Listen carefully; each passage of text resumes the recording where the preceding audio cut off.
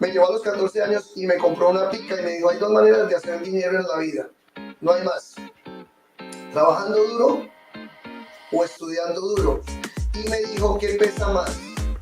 ¿Un lápiz o una pala o una pica? Y resulta, Osvaldo, que a mí ni me gustaba estudiar ni me gustaba trabajar. O sea,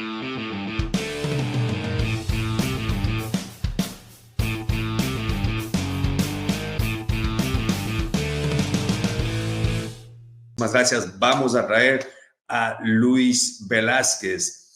Luis, ¿cómo estás? Buenos días. Un gusto tremendo tenerte por acá. Osvaldo, ¿cómo estás? Muy buenos días. Gracias por la invitación. Excelente, excelente. Luis, se les contaba a nuestro público que hace unos días tuvimos la oportunidad de conocernos personalmente y esto usualmente pasa en los eventos, en estos eventos de negocios, eventos de bienes raíces. ¿Qué tú piensas? Yo sé que tú haces también eventos y ¿qué tú piensas tú y qué les dirías a la comunidad acerca de estos eventos?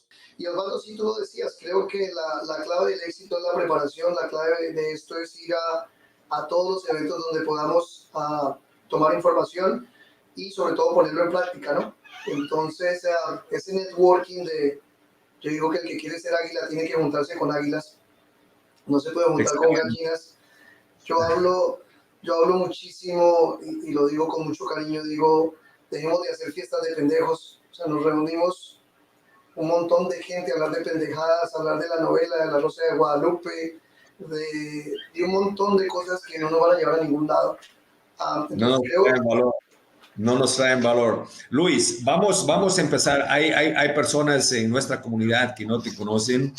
Vamos a empezar presentándote. Luis es un empresario muy exitoso, tiene diferentes negocios, está haciendo diferentes cosas y obviamente está invirtiendo en bienes raíces. Y a mí personalmente, Luis, me encanta estudiar a las personas que están siendo exitosas, ¿entiendes? Para ver qué es lo que están haciendo.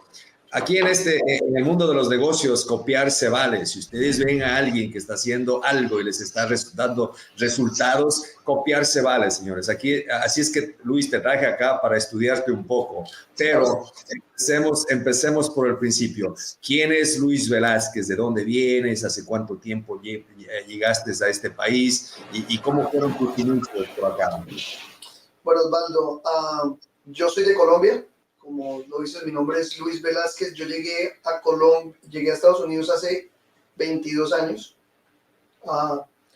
llegué con una mano adelante y otra atrás, cargada de mil sueños y vacío el bolsillo, ¿sí? Y vacía la mente sobre todo. Empecé trabajando con caballos, limpiando la caca de los caballos, el estiércol de los caballos en Florida, en Gainesville, Florida. Ahí mi primera unión cultural o mi primer reto fue entender la cultura mexicana, porque empecé a trabajar con mexicanos que los quiero muchísimo y pues los mexicanos hablan diferente a los colombianos.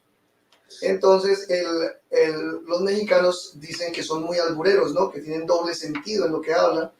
Entonces ahí empieza el primer reto y es lograr mezclarlos con ellos, porque cosas tan simples como que nosotros el stroll donde tomamos agua, nosotros le decimos pitillo y para ellos es risa eso, ellos le dicen popote.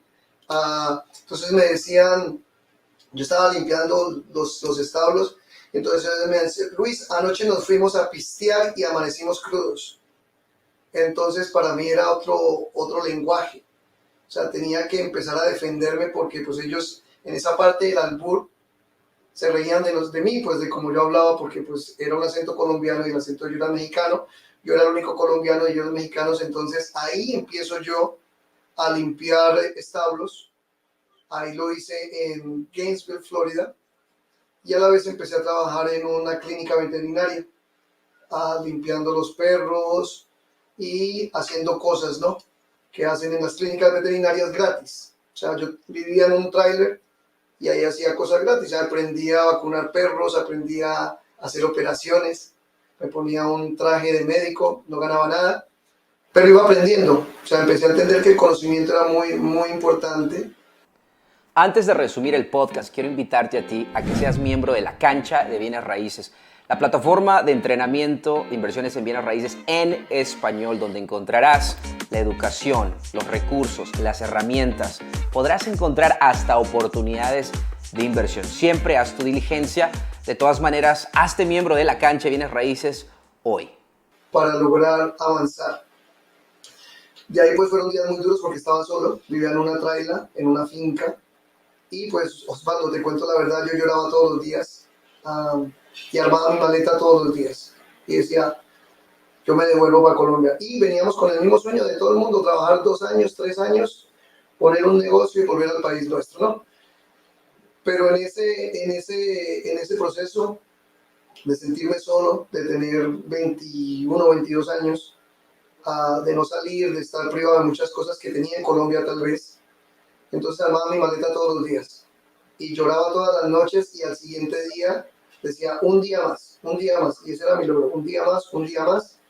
Con la persona que trabajaba me pagaba muy poquito, me pagaba creo que en esa época $150 y me quitaba impuestos, o sea que realmente lo que hacía era muy poco, pero estaba adquiriendo conocimiento. Entonces empecé a adquirir muchísimo conocimiento y en una salida que hice, alguien me ofreció trabajo.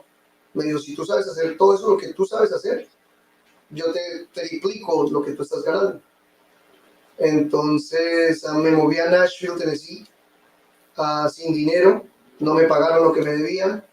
Y me acuerdo que llegué a un Greyhound, porque me movía por Greyhounds, de los buses. Y en ese Greyhound, el señor que me llevaba al trabajo me dijo, cuando llegues me llamas.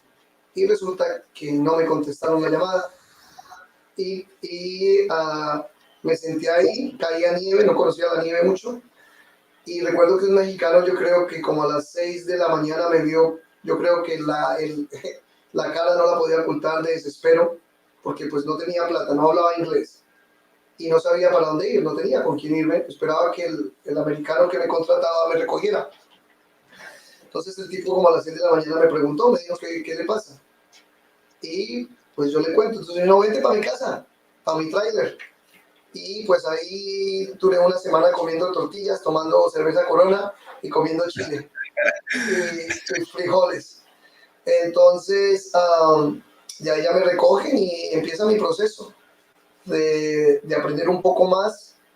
Luego de esto entro como lavaplatos en un restaurante mexicano por buscar entrar con caballos a manejar los caballos. Ahí empiezo a lavar platos, pero esa misma hambre, ¿no? Entonces, me pagaban por lavar platos, pero yo picaba verdura, yo la llevaba de la plancha y cuando no había nada que hacer adentro me salía y me regalaba para que me enseñara a manejar la caja. Entonces empecé a entender que yo mismo podía prepararme, ¿no? Entonces ya me vuelvo mesero y ya pues empieza a cambiar un poquito la historia del dinero, ¿no?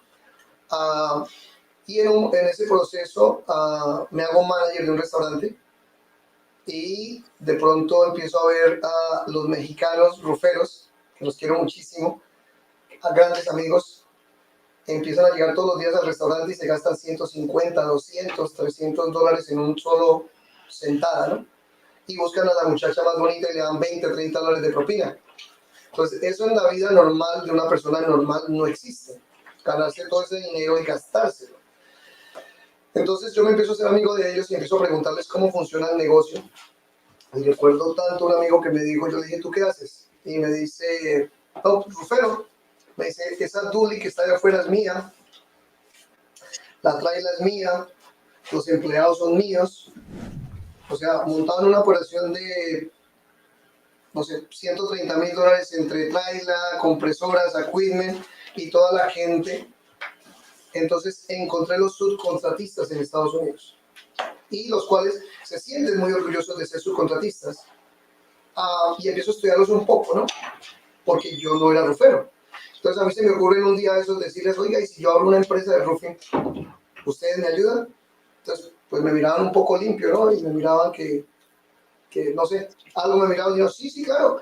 Y entonces hace 16 años nace Dynamic Restoration. Nace mi primera empresa. Pero resulta que no sabía cómo funcionaban los negocios en Estados Unidos, no sabía cómo funcionaba la Workers' Compensation, la General Liability, no sabían lo que eran licencias, no sabían un montón de cosas que desconocemos nosotros los latinos porque venimos de un país totalmente diferente. Entonces me meto en ese mundo y la primera casa que hago me cae una multa de OSHA, me llega OSHA porque me agarra sin nada, sin arneses, sin nada de seguridad, y creo que ahí nace los primeros $60,000 sin tener $1 en la cuenta. Entonces empiezo a entender que es muy difícil porque no sabemos cómo funcionan los negocios en Estados Unidos. Y en la primera auditoría del primer año que vendo como $150,000 porque como no sabía pagarle a los empleados, pues yo les pagaba cheques, les pagaba cash, como fuera. Pero mantenerme ocupado, me creía ser productivo, o sea, creía que yo estaba siendo muy productivo trabajando mucho, corriendo, andando por un lado, andando por otro. Entonces, en esa misma época compro parte de un restaurante mexicano y conecto los dos negocios, entonces empiezo a sacar clientes del restaurante. O sea, todo lo que iba le pasaba a mi tarjetica y empecé a vender, ¿sí? Pero, pues no funcionaba porque vendía retail, entonces si yo cobraba por un trabajo 10,000, en la esquina había un ecuatoriano que cobraba 8,000 y después había que cobraba 7,000 y de pronto encontrábamos uno en Los que cobraba 3,000 y él hacía la orden de material para que el dueño la pagara. Entonces empieza la guerra de precios y estamos hablando de hace 16 años que no habíamos tantos, inclusive con los americanos. Entonces me empiezo a dar cuenta que nos ven con las 3 Bs: buenos, bonitos y baratos. Así nos ven a los latinos, mucha gente, muchos americanos. Y empiezo el día a día. 5 años sin producir dinero, 5 años que llegaba yo a la casa y creo que el único que me salvaba era el perro cuando llegaba a la casa porque todo el mundo estaba enojado conmigo porque me la pasaba trabajando y no había dinero, ¿sí? Entonces, toda mi familia decía que me buscara un trabajo normal, o sea, un trabajo para una persona normal. Entonces yo preguntaba, ¿cuál es ese? En una fábrica, en el estado, manejando forklift, no sé. Un trabajo que te pagaran 40 horas a la semana y que pudieras traer el dinero a la casa. Entonces, para mí pues era muy difícil conseguir un trabajo. Eso es porque mi sueño, yo creí que venir a Estados Unidos era venir a triunfar y buscar la independencia financiera. Eso es lo que yo quería realmente. Entonces, y buscarla en un trabajo normal, creo que no la iba a conseguir, no iba a poder hacer eso. Y tendría que vivir como el 90% de la gente en Estados Unidos o posiblemente en el mundo. Y pues no estaba dispuesto a eso. Entonces, empecé a seguir los millonarios en Estados Unidos. Empecé a seguir a Donald Trump, a Robert Kiyosaki, empecé a seguir a los que estaban haciendo dinero y empecé a encontrar comunes denominadores en ellos, que casi siempre hacen lo mismo. O sea, no hay secretos, ¿sí? Entonces empiezo a ir a muchas conferencias con Robert, de pronto cuando podía ir que estaba Donald Trump allá arriba, íbamos, ellos son muy amigos. Entonces recuerdo mucho que en una de esas conferencias, no recuerdo, alguien le preguntó a Robert cuántas casas tenía y creo que él dijo que tenía 2,500 en esa época. Y alguien le preguntó, ¿y cuántas debe? Y él dice 2,500, o sea, debo las mismas casas que tengo, las debo. Entonces para mí eso fue un choque. Digo, pero si a mí mi papá me dijo que yo no podía deber dinero, que tenía que comprar mi casita, pagarla para cuando estuviera viejito, ahí pudiera estar. Y entonces empiezo a entender que hay un choque cultural entre lo que yo soy, lo que me enseñaron y lo que tenía que llegar a ser. Mi papá me enseñó a trabajar duro. Me dijo, tienes que trabajar duro para que la armes, o tienes que estudiar duro para que la armes. O sea, me puso 2 cosas. Me dijo, a los 14 años me llevó donde él hacía tubos, huecos, para enterrar tubos, tuberías. Me llevó a los 14 años y me compró una pica y me dijo, hay 2 maneras de hacer dinero en la vida, no hay más. Trabajando duro o estudiando duro. Y me dijo, ¿qué pesa más? ¿Un lápiz o una pala o una pica? Y resulta, Osvaldo, que a mí ni me gustaba estudiar ni me gustaba trabajar.